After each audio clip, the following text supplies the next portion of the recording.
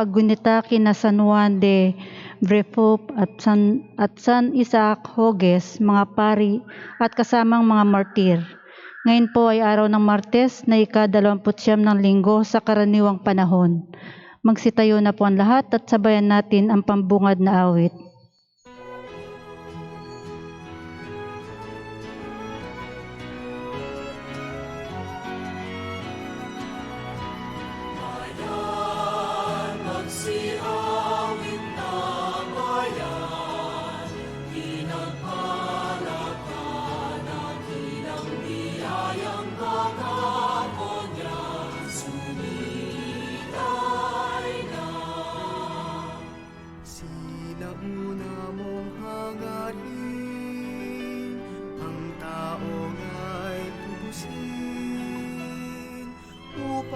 Siya ay makapiling, mapag-irog na Diyos natin.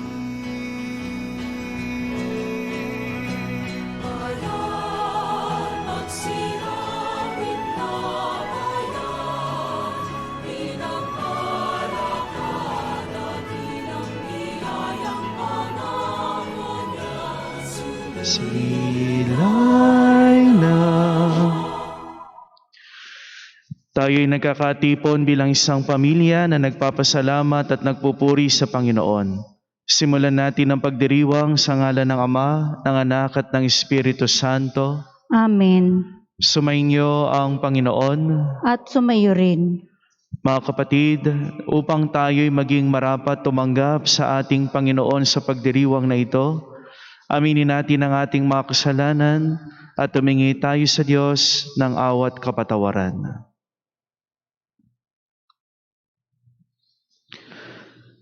Inaamin ko sa makapangyarihang Diyos at sa inyo mga kapatid na lubha akong nagkasala sa isip, sa salita, sa gawa at sa aking pagkukulang.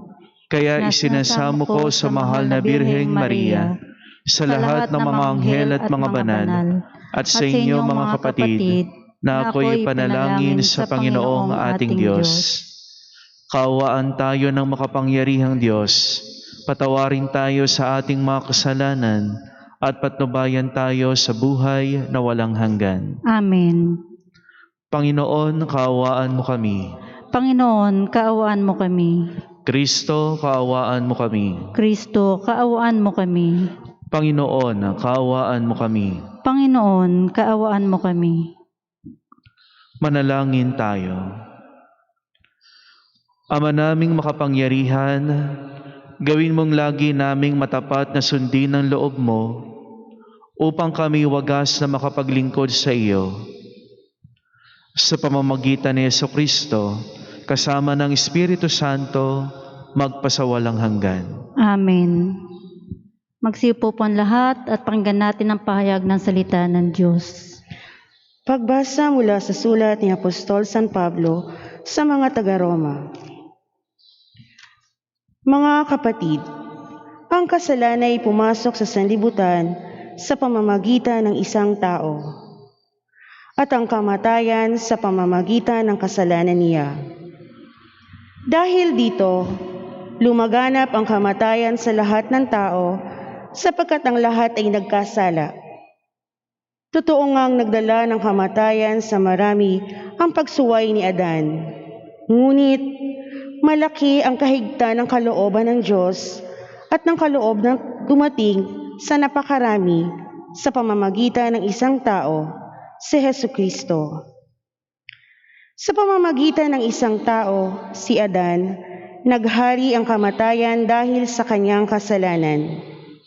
Ngunit sa pamamagitan ng isang tao, si Jesucristo, higit ang kinamtan ng mga kinhabagan na sagana at pinawalang sala, sila'y maghahari sa buhay.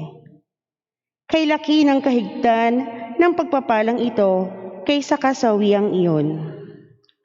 Kaya't kung paano nagbunga ang kaparusalahan sa lahat ng kasalanan ng isang tao, ang pagkamatuwid naman ng isang tao ay nagdulot ng kapatawaran at buhay sa lahat. Sapagkat sa pagsuway ng isang tao, marami ang naging makasalanan, gayon din naman marami ang pawawalang sala sa pagsunod ng isang tao. Ngunit kung dumami man ang kasalanan, lalo namang sumagana ang kagandahang loob ng Diyos. Kaya nga, kung paano naghari ang kasalanan sa pamamagitan ng kamatayan, gayon din naman maghahari ang kagandahan ng kaloob ng Diyos sa pamamagitan ng pagwawalang sala upang kamtan ang buhay na walang hanggan sa pamamagitan ng ating Panginoong Hesukristo. Ang salita ng Diyos. Salamat sa Diyos. Handa ako naririto upang sundin ang loob mo. Handa akong naririto upang sundin ang loob mo. Ang mga paghandog, pati mga hain, at mga hayop na handang sunugin, hindi mo na ibig sa dambana dalhin upang yaong salay iyong patawarin. Sa halip, ang iyong kaloob sa akin ay ang pagdinig ko upang ika'y dinggin. Handa akong naririto upang sundin ang loob mo. Kaya nga ang tugon ko, ako'y naririto. Nasa kautusan ng mga turo mo. Ang nais kong sundin iyong kalooban, aking itatago sa puso ang aral. Handa akong naririto upang sundin ang loob mo. Ang pagliligtas mo'y aking inihayag, saan man magtipon ang iyong mga anak, di ako titigil ng pagpapahayag. Handa akong naririto upang sundin ang loob mo. Silang lumalapit sa iyo'y dulutan, ng ligaya't galak na walang kapantay. Bayaang sabihin ang puon ay dakila, nangangahanda, maligtas na kusa. Handa akong naririto upang sundin ang loob mo. Magsitayo po ang lahat. Aleluya, aleluya, manalangin walang humpay, samantalang hinihintay si Jesus na poong mahal. Aleluya, aleluya.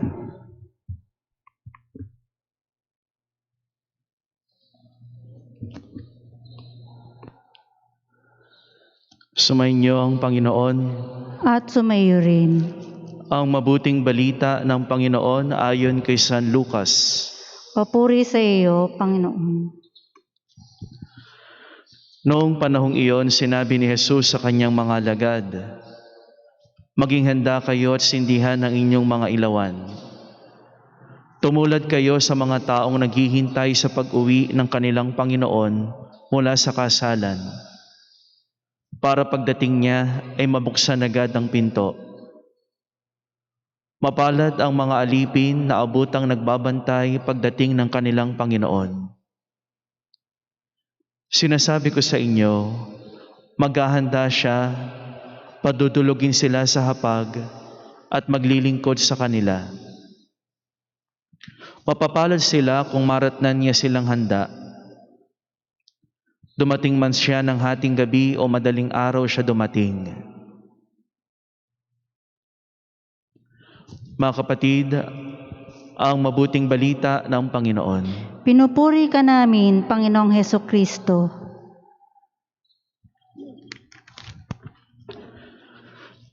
Magandang umaga po sa inyong lahat. At magandang umaga rin sa lahat ng mga nakikiisa sa pagdiriwang ng misa na ngayon ay nanonood sa Facebook page ng ating parokya. Saan man po kayo naroroon, ang panalangin po namin naway nasa mabuti po kayong kalagayan. Preparation is the key to success. Para sa katagumpay ng isang gawain, ng isang pangarap, ng isang mithiin, dapat itong pinaghahandaan. Dapat itong pinagpaplanuhan. Sa pagpaplano, nakikita ang mga hakbang na gagawin. Sa pagpaplano, nakikita yung mga pros and cons ng magiging mga desisyon. Preparation is the key to success. By failing to prepare, you are preparing to fail. Kapag hindi ka naghanda, kapag ang desisyon mo bara-bara, sigurado, tiyak, hindi magtatagumpay o magiging kulang ang gagawin mo. Mga kapatid, sa ating ebanghelyo, paghahanda ang paalaala ng ating Panginoon. Paghahanda ng sisidlan, ng ilawan, sa pagdating ng lalaking ikakasal. Mahalagang madatnan na handa yung mga taong inaasahan. Kung hindi magiging handa, yung mga taong inaasahan, hindi makakadalo ng piging, hindi makakasama sa selebrasyon. Ano ang nais na iparating ng ating Panginoon? Ang paalaala ni Jesus, darating siya, magbabalik siya sa panahong walang sino man na nakakaalam kung kailan at kung papaano. Basta ang mahalaga, maging handa. At papaano naghahanda? Naghahanda tayo sa paggawa ng kabutihan. Naghahanda tayo sa patuloy nating pagtitiwala sa may kapal. Naghahanda tayo sa pagpapaunlad ng ating pananampalataya. Nais ng Diyos na nakikita tayong may ginagawa. Naghahanda sa Kanyang muling pagdating. Mga kapatid, yan ang laging paalaala sa atin. Hindi natin hawak ang buhay. Basta ang mahalaga, kapag dumating na ang araw na tayo'y tinawag na niya, handa tayo at meron tayong may susulit sa ating Panginoong Diyos. Dahil hindi natin sinayang ang mga pagkakataon na binibigay sa atin ng Diyos. Amen.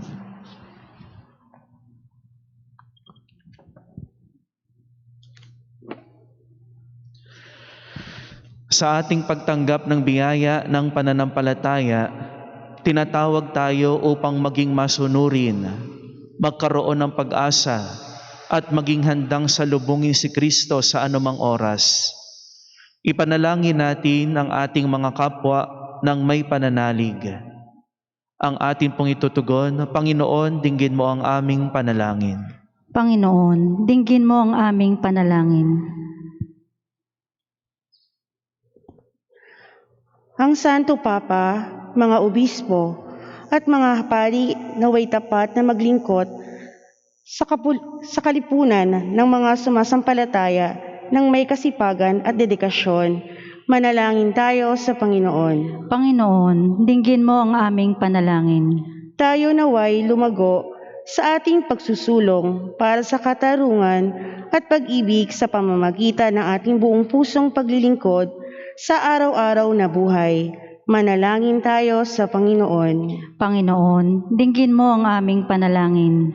Matuto nawa tayong ibahagi sa bawat isa ang anumang meron tayo at sumaksi sa pamumuhay ng may pag-asa bilang paghahanda sa pagbabalik ng Panginoon.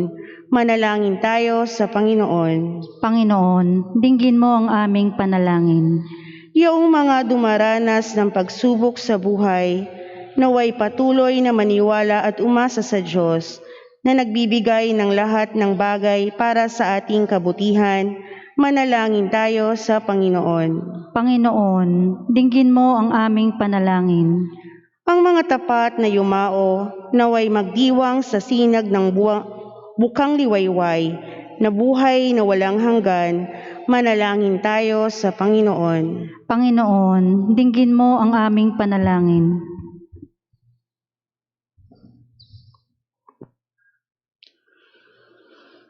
Walang hanggang Ama, hindi namin alam ang araw ni ang oras kung kailan magbabalik ang iyong anak upang kami ay hatulan. Tingnan mo ang aming mga panalangin bilang tanda ng aming pananampalataya sa kanyang pagdating. Hinihiling namin ito sa pamamagitan ni Kristong aming Panginoon. Amen.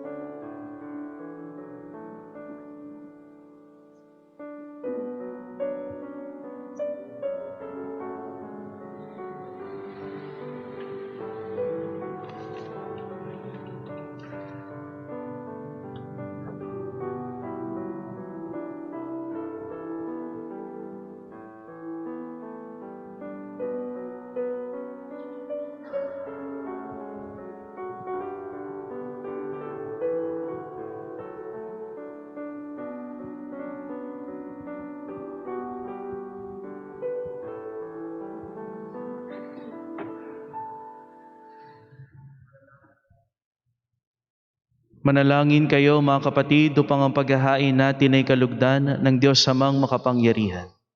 Tanggapin nawa ng Panginoon itong paghain sa iyong mga kamay, sa kapurihan niya at karangalan sa ating pakinabangan at sa buong sambayan niyang banal. Ama naming lumikha, ipagkaloob mong ikaw ay aming kusang mapaglingkuran sa paghahain namin ng mga alay na iyong bigay, upang kami dalisayin ng iyong pagmamahal sa paglilingkod namin ngayong ginaganap ang banal na pagdiriwang. Sa pamamagitan ni Jesucristo, kasama ng Espiritu Santo, magpasawalang hanggan. Amen. Sumainyo ang Panginoon. At sumayo rin. Itaas sa Diyos ang inyong puso at diwa. Itinaas na namin sa Panginoon. Pasalamatan natin ang Panginoong ating Diyos. Marapat na siya ay pasalamatan. Ama naming makapangyarihan, tunay ngang marapat na ikaw ay aming pasalamatan sa pamamagitan ni Jesucristo na aming Panginoon. Utang na loob ang nagbubunsod upang gunitain ang kamatayan niya para kami buhayin. Pagtitiwala ang sanhi ng ligayang di malilimot sa pagkabuhay niyang sa aming kaloob. Pag-asa ang dahilan ng pagiging handa para sa pagbabalik niyang totoong dakila. Kaya kaisa ng mga anghel na nagsisiawit ng papuri sa iyo, nang walang humpay sa kalangitan, kami nagbubunyi sa iyong kadakilaan. Santo, Santo, Santong Panginoong Diyos na makapangyarihan, napupuno ang langit at lupa ng kadakilaan mo. O sana sa kaitaasan, pinagpala ang naparirito sa ngalan ng Panginoon. O sana sa kaitaasan. Ama naming banal, ikaw ang bukal ng tanang kabanalan. Kaya't sa pamamagitan ng iyong Espiritu, gawin mong banal ang kaloob na ito, upang para sa amin maging katawan at dugo ng aming Panginoong Hesukristo. Bago niya pinagtisang kusang loob na maging handog, hinawakan niyang tinapay. Pinasalamatan kanya, pinaghati-hati niya iyon. Iniabot sa kanyang mga alagad at sinabi, "Tanggapin ninyong lahat ito at kanin. Ito ang aking katawan na ihahandog para sa inyo."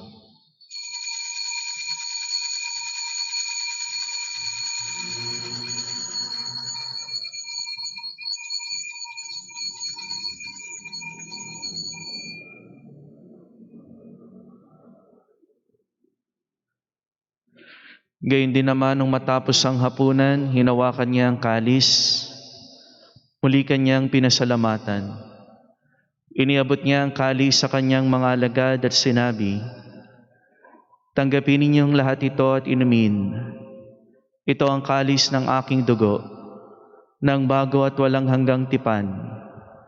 Ang aking dugo na ibubuhos para sa inyo at para sa lahat sa ikapagpapatawad ng mga kasalanan. Gawin ninyo ito sa pag-alala sa akin."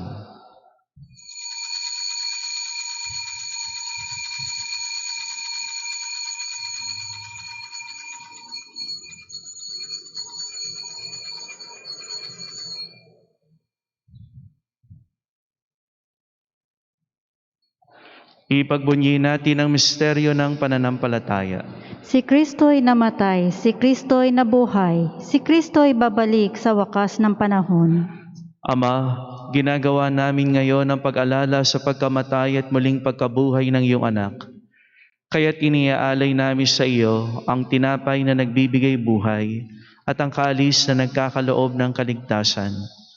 Kami nagpapasalamat dahil kami iyong minarapat na tumayo sa harap mo para maglingkod sa iyo. Isinasamo namin kaming magsasalo-salo sa katawan at dugo ni Kristo ay mabuklod sa pagkakaisa sa pamamagitan ng Espiritu Santo. Ama, lingapin mo ang iyong simbahang laganap sa buong daigdig. Puspusin mo kami sa pag-ibig. Kaysa ni Francis na aming Santo Papa, ni Francisco na aming obispo, ni Noli ang kanyang katuwang na obispo at ng tanang kaparian. Alalahanin mo rin ang mga kapatid naming nahimlay nang may pag-asang sila'y muling mabubuhay. gayon din ang lahat ng mga pumanaw. Kaawaan mo sila at patuloyin sa iyong kaliwanagan. Kaawaan mo at pagindapatin kaming lahat na makasalo sa iyong buhay na walang wakas. Kaysa ng mahal na Birheng Maria na Ina ng Diyos, kaysa ni San Jose ang kanyang esposo, ni San Pablo ng Cruz, at ng lahat ng mga banal na namuhay dito sa daigdig ng kalugod-lugod sa iyo, may pagdiwang nawa namin ng pagpupuri sa ikararangal mo sa pamamagitan ng iyong anak na aming Panginoong Hesukristo. Sa pamamagitan ni Kristo, kasama niya at sa Kanya, ang lahat ng parangal at papuri ay sa iyo, Diyos Amang makapangyarihan, kasama ng Espiritu Santo, magpasawalang hanggan. Amen. At bilang isang pamilya na labis na nagtitiwala sa Diyos, ating dasalin. Ama namin, sumasalangit ka. Sambahin ang ngalan mo. Mapasa amin ang kaharian mo. Sundin ang loob mo dito sa lupa para nang sa langit. Bigyan mo kami ngayon ng aming kakanin sa araw-araw. At patawarin mo kami sa aming mga sala, para ng pagpapatawad namin sa nagkakasala sa amin. At huwag mo kaming ipahintulot sa tukso, at iadya mo kami sa lahat ng masama. Hinihiling namin kami adya sa lahat ng masama, pagkalooban ng kapayapaan araw-araw, iligtas sa kasalanan at ilayo sa lahat ng kapahamakan, samantalang aming pinananabikan ang dakilang araw ng pagpapahayag ng tagapagligtas naming si Jesucristo. Sapagkat sa iyong kaharian at ang kapangyarihan at ang kapurihan magpakailanman. Amen. Panginoong Jesucristo, sinabi mo sa iyong mga apostol, kapayapaan ang iniiwan ko sa inyo, ang aking kapayapaan ang ibinibigay ko sa inyo. Tunghayan mo ang aming pananampalataya at huwag ang aming pagkakasala.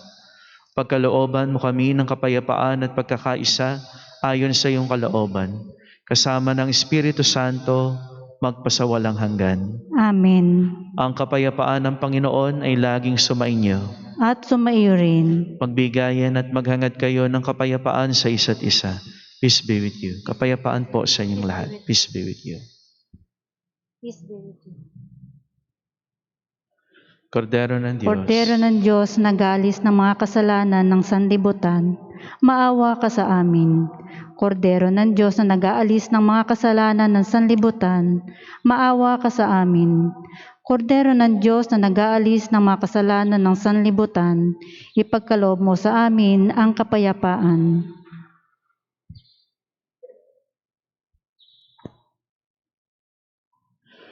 Mga kapatid, ito ang kordero ng Diyos. Ito ang nag-aalis ng kasalanan ng sanlibutan. Mapalad ang mga inianyayahan sa kanyang piging.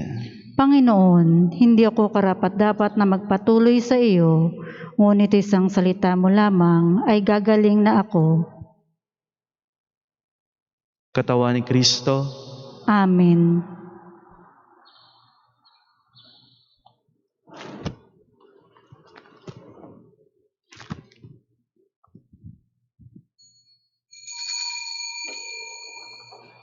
Komunyong Espiritual. O Jesus ko, naniniwala ako na ikaw ay tunay na naririyan sa banal na sakramento. Minamahal kita higit sa lahat at ninanais ko na ikaw ay tanggapin sa aking kaluluwa. Bagamat sa sandaling ito ay hindi kita matatanggap sa paraang sakramental, pumarito ka man lang sa aking puso sa paraang espiritual. Tinatanggap kita na ikaw ay naririto at buong puso akong nakikipagkaisa sa iyo. Huwag mong pahintulutan na ako'y mapahiwalay sa iyo. Amen.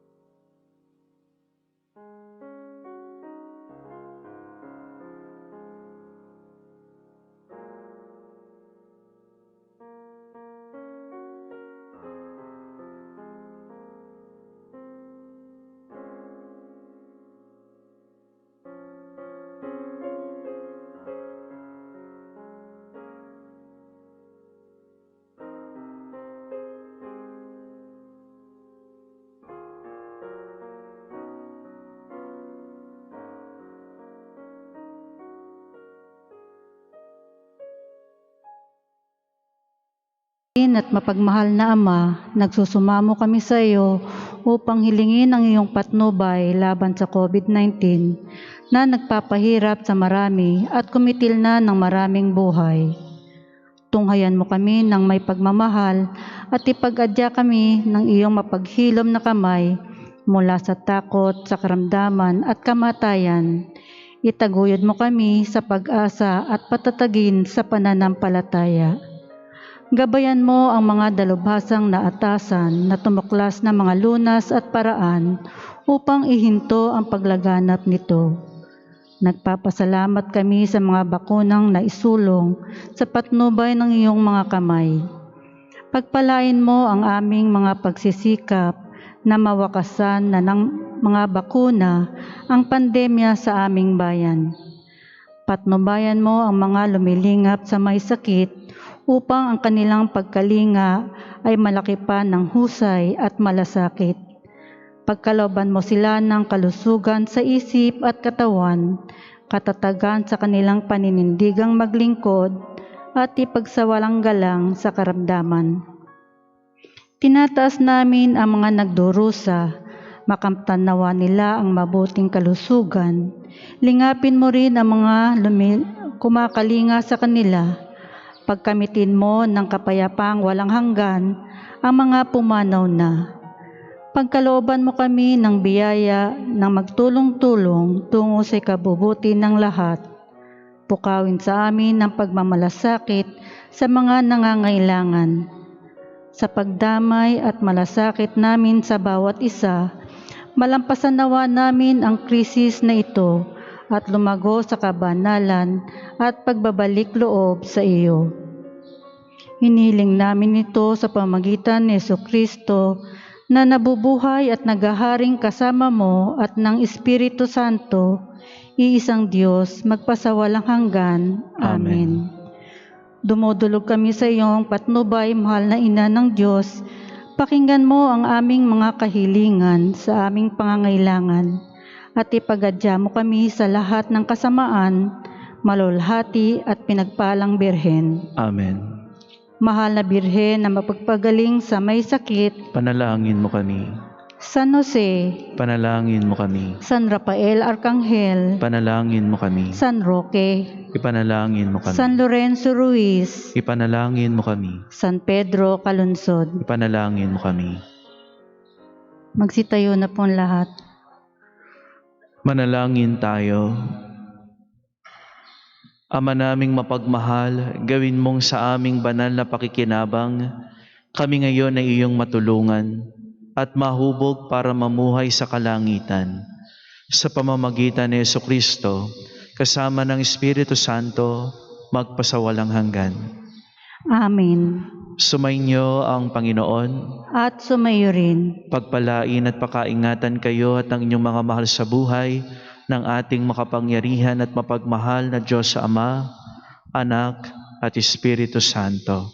Amen. Mga kapatid, mahal na mahal tayo ng Diyos. Humayo kayong masaya at punong-puno ng pag-asa. Salamat sa Diyos.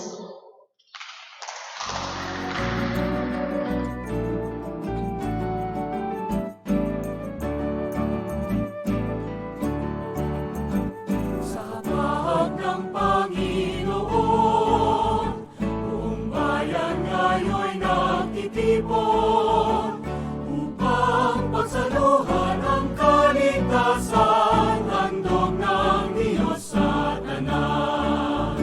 Sa panahon tigang ang lupa, sa panahon ng ani sagana, sa panahon ng digmaan at kaguluhan, sa panahon ng kapayapaan. Sa hapag ng Panginoon, buong bayan ngayo'y nagtitipon upang pagsaluhan